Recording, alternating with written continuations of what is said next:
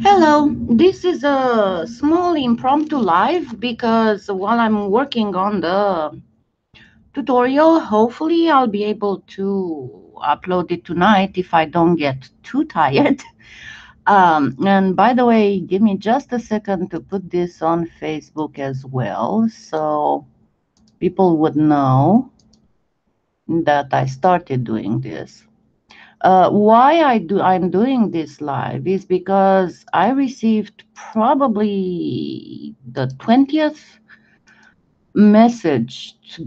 I mean, not the 20th of today, but I received today probably the 20th message about. Oh, come on, Facebook. About what is Chatoyancy that I keep talking about. Oh my goodness. Facebook doesn't let me put a link in. Goodness gracious. Come on. Um, Give me just a minute. I'm in another window, and if you said hi or anything, I cannot see the chat.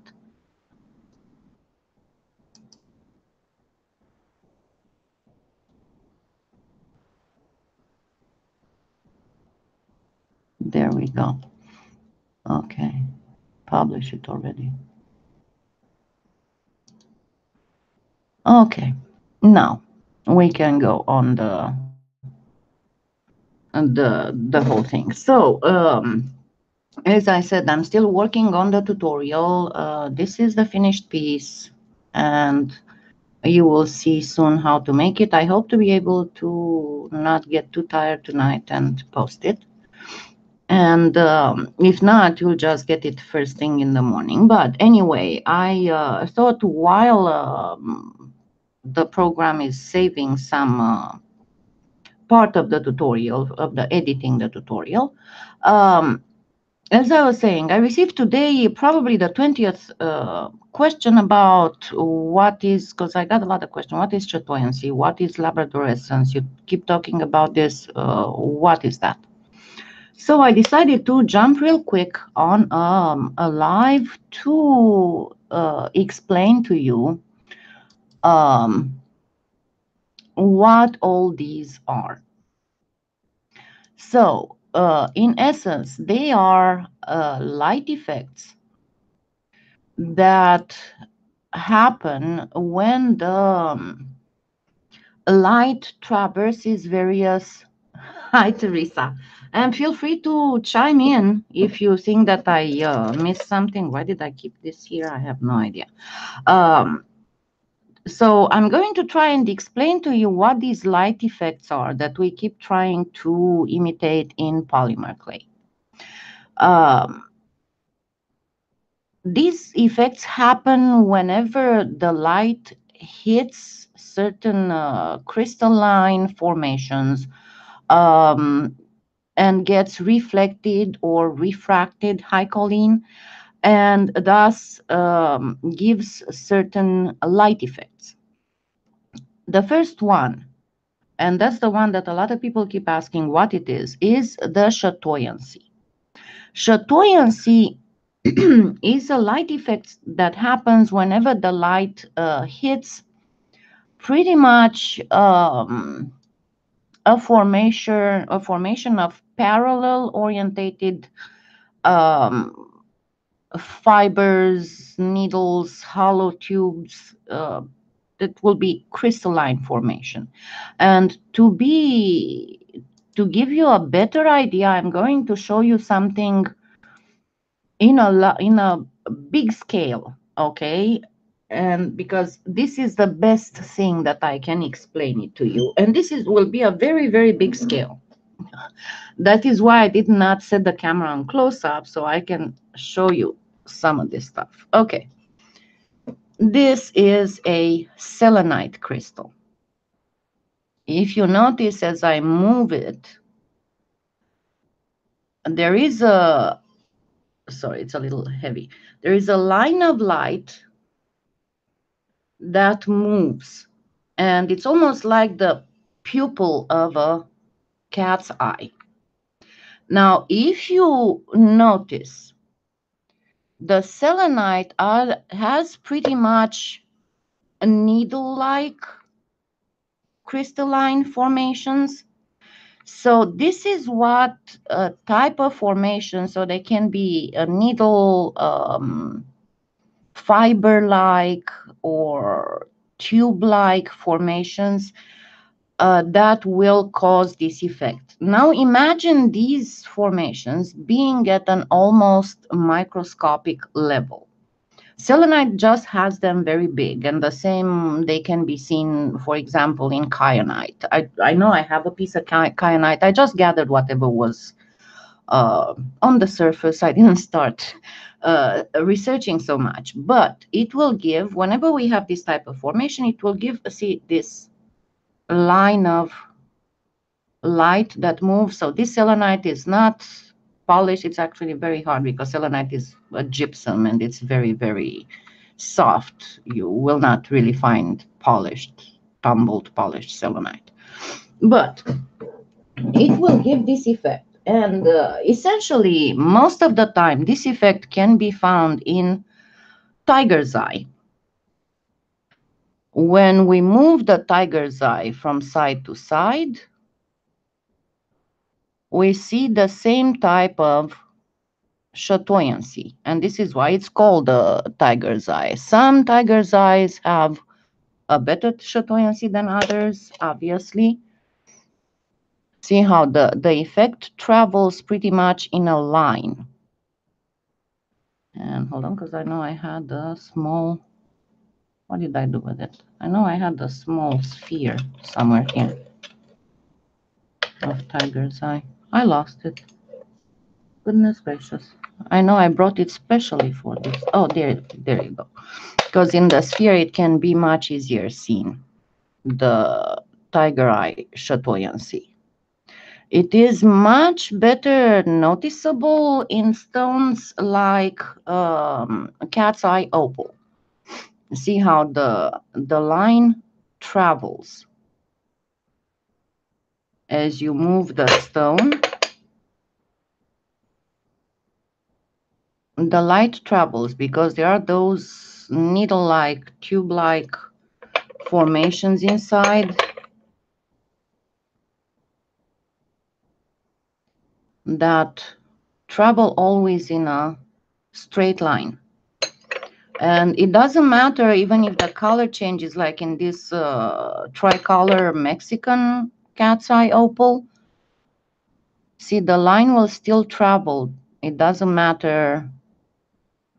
And it will always be in one direction. I mean, if you have it and it travels like this, even if you move the stone sideways, the line will still be in the same direction it was.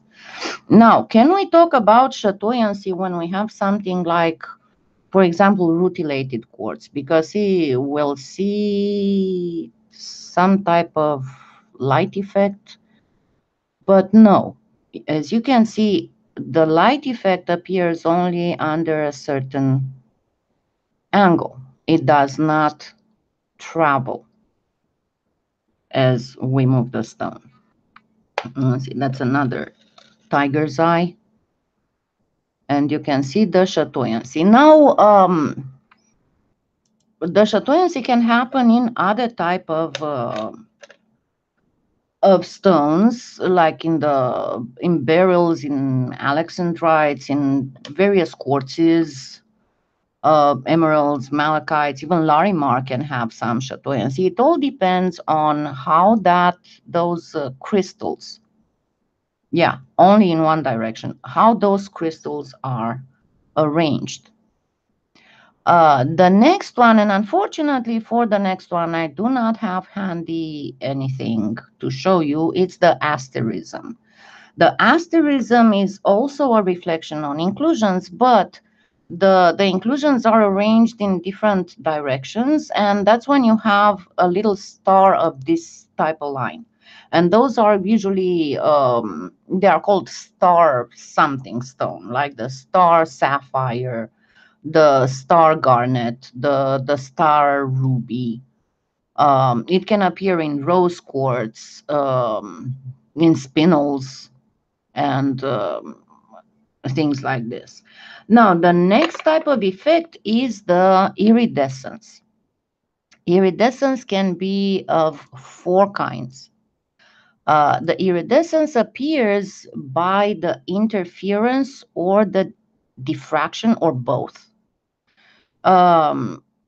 When the light is reflected from very, very thin films of inclusions, or when we have two inclusions, two films that are parallel, and then the light comes, gets refracted through one, and then reflected through the other one, and then again refracted that comes out on the other side. The most known of these iridescences is the Labradorescence. Hi, hello. The Labradorescence manifests the most commonly, of course, in labradorite. And here you can see what I was telling you about. Come on, get off. But it will show only from a specific angle. Otherwise, it's not visible. Generally, the labradorite will look like a dull gray stone, and only when moved and seen from a specific angle, you can see the actual labradorescence. Yeah, thank you, Amber.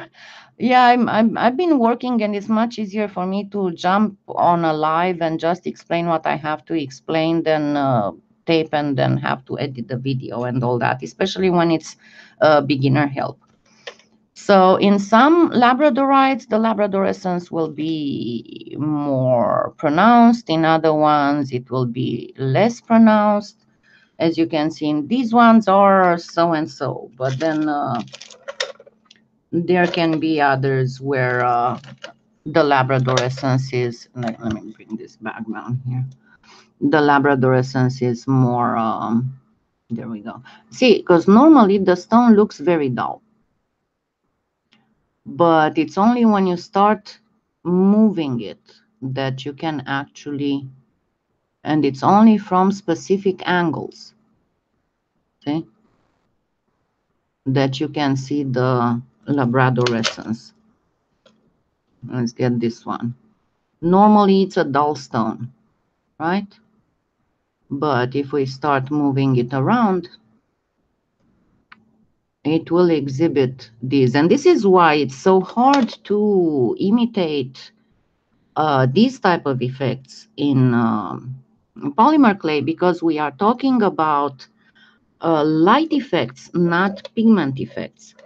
Another stone in which the labradorescence manifests is the Rainbow Moonstone, which is actually a type of labradorite.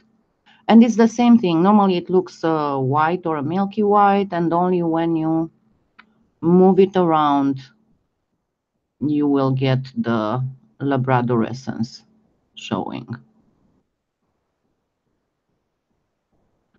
And then you can have labradorescence in spectrolite. And again, we are looking at a very dull gray stone, right? But only when we start moving it. And of course, in photos, you see, for example, you'll see the photo like this, because the people want to show you the most beautiful part of the stone. But trying to do a labradorite with the color showing permanently, that doesn't look like a labradorite. And that's the trick, to be able to show, to do these effects in polymer clay. So they would show, oh, another, I forgot to show you. Derivatives of the main stones that show chatoyance, like, for example, the petersite, will manifest the same type of chatoyance. Petersite is a product of whenever they are together in the same mine, golden tiger's eye and blue tiger's eye, and they start decomposing together, they form petersite. When they decompose, they form what's called the storm clouds patterns. But, and that's the Petersite, but the Petersite will also have Chatoyancy. It will not have iridescence. It has, because it's derived from tiger's eye, and it can be stronger or milder depending on the formations it has inside. Like, see on this one, you can see a very good chatoyancy, but see how it travels from side to side.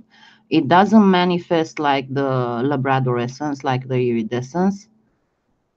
It is there pretty much all the time, only it will light up and form this from the same direction.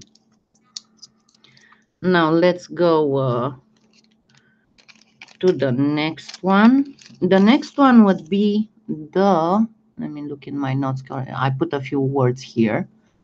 The Opalescence. The Opalescence is, and I'll have to try and see if the camera wants to focus, because it's a very, very slight difference between Labradorescence and the Opalescence. The Opalescence manifests in the moonstone. And there's a difference. You have the Rainbow Moonstone, that is a type of labradorite. And then we have the Moonstone. That's a different type of stone. And they are they seem similar to somebody who doesn't know much about the stones, just because the color of the iridescence is very similar. But if you notice, this is a moonstone. This is a Rainbow Moonstone, a labradorite. If you notice in the moonstone, that iridescence is present at all times, and it's like it's just below the surface of the stone. It doesn't appear and disappear only in a specific angle. It's there all the time. And I'm trying to figure out if it's well focused. It's a little hard to see the chat and to see the...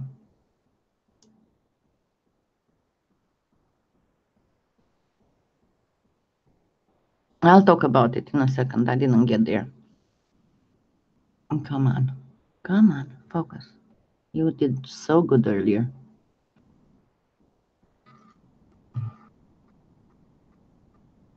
Okay, there we are. So see, in the Rainbow Moonstone, that bluish iridescence appears and disappears as we move the stone. But when it's not there at all. While in the Moonstone, it's there all the time. It seems to just travel under just below the surface of the stone. So let me see what's the next thing in my notes. What I do not have is aventurine feldspar. I don't have any sunstone. That's another type of iridescence. Now, the opal, and unfortunately, I have no opal. I used to have some regular opal and some black opal, but I sold them a while ago. But the opal has the same problem. It will appear and disappear, and actually you have there both interference and diffraction. And we have some little spheres, and it's called opalescence, obviously. But that is the main problem, that it is not, again, it is not a pigment thing. It's a light thing. See, for example, I thought when I first got this ring, I thought initially that it was an opal, but it was a moonstone, but it is actually a labradorite. You see, it completely disappears from certain angles. It looks like it's almost under the surface, but it completely disappears. And I'm really, really sorry that I have no opals left. I hope to be able to snatch some soon, because I have my little deals on eBay. But anyway, I hope that that answered some of your questions, and I'll do more as soon as I'm able to get some opals. I'll do more. Now, another thing, as I was saying, would these be considered chatoyancies? See in this crystal how there are some light effects, but these are not chatoyancy, or like in this amethyst. These are just simple fracture lines. It's just when the crystal inside is practically fractured, it might sometimes have a little bit of iridescence, making it look almost like an opal, but like a white or milky opal.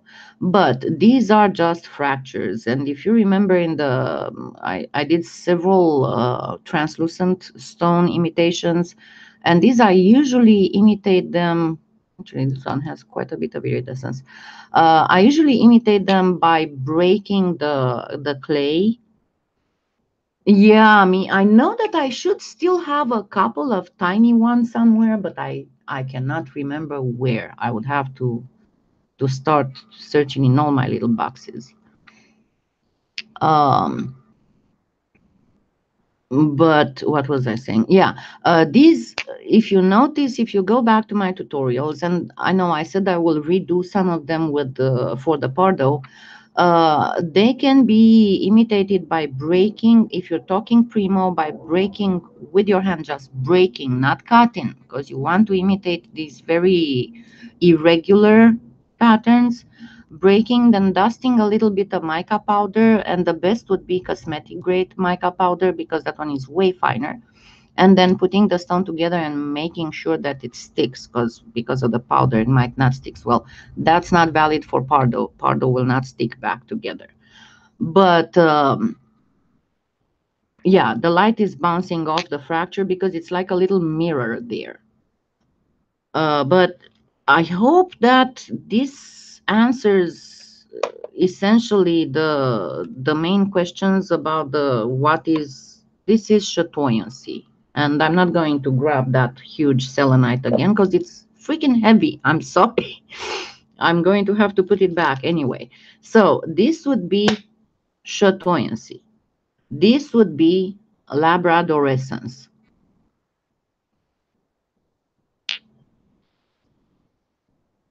And what else did I have? I said I don't have. This would be Adulorescence, and I have no Opalescent. Yeah, yeah. But as I said, I will do, because I know that I have to do the fluorite in Pardo. I'm not going to redo it in Primo. The Primo tutorial is just fine the way it is, but it needs to be redone in Pardo, especially because of the colors. I need to do in Pardo the aquamarine. I need to do in Pardo the pink quartz, because at the time I did the pink quartz, I only had transparent translucent Pardo, and I really need to show you how to do a good quality pink quartz with Pardo. What else was it? Carnelian I need to do in Pardo. And then there will be a few other ones that I will show you. But see, there's the difference again. And we can see it with two fairly similar ones. Fractures in quartz and no, not fracture, but chatoyancy. So if you have any more questions, but this is why I try to explain to you what exactly we are trying to imitate in polymer clay. And that's just before I finish the live, that's the main thing that I've put to the side for a while, but I will do a Tiger's Eye tutorial with a demo of someone's tutorial, demo of Teresa's tutorial, and then my demo. The main thing that I could notice in all the tiger's eye tutorials that I saw out there, and some of them are absolutely fabulous, Teresa's included. The problem is that the chatoyancy of the 4 tiger's eye tutorials that I've seen out there, the chatoyancy goes 90 degrees wrong. Hi, Donna. If you can understand, I mean, if you look at this tiger's eye, you see that the fibers go like this, right? They go like this in this direction. The chatoyancy will always move, the line of the cat's eye will always be in the same direction, positioned in the same direction as the fibers of the crystal. So it will always move like this. It will never be perpendicular to the lines and moving like this. It will always move with these lines. You see how it goes. And the issue is that in all the tutorials that are out there, and I'm sorry, Teresa, you know, we talked about it, including Teresa's, even if it looks beautiful, the chatoyancy is wrong. And when I will do my tutorial, I will show you how to obtain a proper chatoyancy. And I can tell you it's taken me quite a while before I was able to actually figure that one out. And a lot of wasted clay, but nevertheless, I will make that a public tutorial. And again, if you have any other questions, whenever I find time, I might just hop in on a live and answer your questions. So yeah, they do look a little bit like wood, like bird wood, essentially. So I hope you enjoyed the live. Thank you for being here, and watch out. I told you, if I'm not too tired, if I don't get too tired, I will be posting this tonight. It is how to get very realistic looking for antique silver. And just to make a little bit of a comparison, there we go. This is the real antique silver versus faux antique silver. So including on the back, and with this one including on the back. So I didn't finish, and I'll post later a photo of this, because you need to wait for quite a bit for this to be able to buff it properly. But still, I did it a little bit just to show you. So most of them, yes, most of them, Roberta. If you go back and you look in my yeah, I decided to start. I've been threatening you for a while of doing a series with how to realistically imitate for metal. I mean, how to imitate metal, and I know I did a whole bunch of tutorials on that. And besides the fact that not a lot of people know that I have grouped my videos. If you look on my channel, there are a lot of playlists. So if you're looking for something, you can check on the playlists. But I thought, number one, why not make a mini series and group all these metal imitation techniques together? And number two, this time show you not an economy way, but a way to actually get the best for look, the best realistic look of metals out of everything. So that if you decide to do something, not just for yourself, but for sale or for something, you can do that. So yeah, see, Roberta, this is, for example, it's for Royston turquoise set in faux silver. This is all polymer clay. So I'm starting with the silver. The first one will be the antiqued silver, the same way it is antiqued in the Native American jewelry and in old world style. For example, this is an old Italian um, ring, and I have quite a bunch of these. So the next one will be on regular 925 silver, and the third one will be on sterling silver. And then we'll move to copper, and then to bronze, and to German silver and other alloys. But each of them will have several sections on different types of those metals, and each of them with a project that you can use. I'm still not entirely sure. I made a whole bunch of these little turquoises to use with the silver section of these mini series of tutorials, and I'm not entirely sure what I'm going to do for the 9 to 5. I might actually do a decorative object for the regular 9 to 5 silver, and then do some sterling silver for a jewelry for the, I mean, a piece of jewelry for the sterling silver. So yeah, this is how it looks like. So I'm going to get back to work. I see that my the movie maker has finished saving something, so I'm going to get back to editing the antique silver tutorial and hopefully be able to post it up tonight.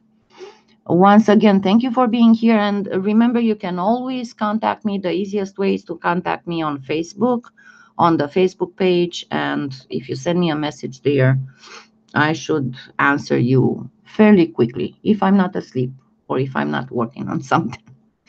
Thank you again, and have a wonderful evening, and see you soon.